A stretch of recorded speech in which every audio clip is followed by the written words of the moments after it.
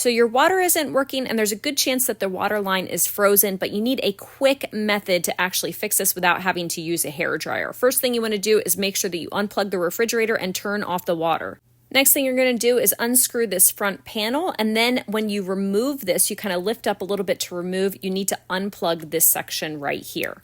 Now you need to remove the inner panel by unscrewing the screws that are attached.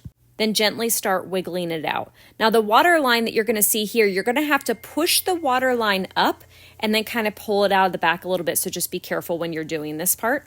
Once you have freed up the water line, you're then going to go to the bottom of the refrigerator. Just make sure that you remove that front panel that's often just covering that bottom of the refrigerator, and you're going to see this tubing here. You're going to need to disconnect this. In order to do this, you're going to kind of push on this little phalange where you see his nails are. You're going to push that inward, and that's going to help loosen that up so that you can actually remove it from the water line. The little piece that you're actually pushing in is right here. You can kind of see that it wiggles. This keeps it from leaking in there. Now you're going to go ahead and take the water line and go ahead and pull that out. You can do it from up top, or you can even do it from the bottom, whichever is easiest. We found that the top was easier for us. It can be a little bit difficult, so you do have to use elbow grease, and then you're going to run this under hot water until it is completely defrosted in there.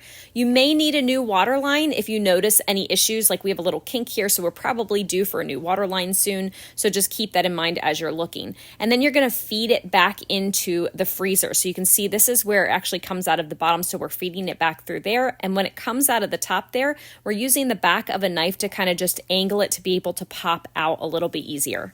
Once the water line is freed up in this way, you're going to go ahead and put it back in this little panel where it originally came from, and this can be a little bit tricky, so just be careful as you're doing this, and you might need to pull it out a little bit more to be able to do that. So take your time as you're going and pushing that through where you originally had taken it out. And then once it is through there, you might need to even pull the water line down even a little bit more so that it goes into place.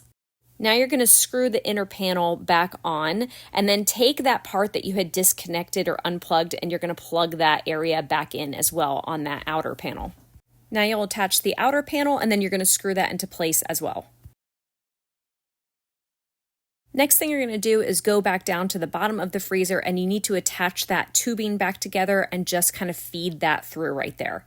And that's pretty much it. I'll go ahead and include a link to the water line in the description, so if you do need another one, you can just go ahead and click there, and just make sure you check your water that everything's working and you're all set.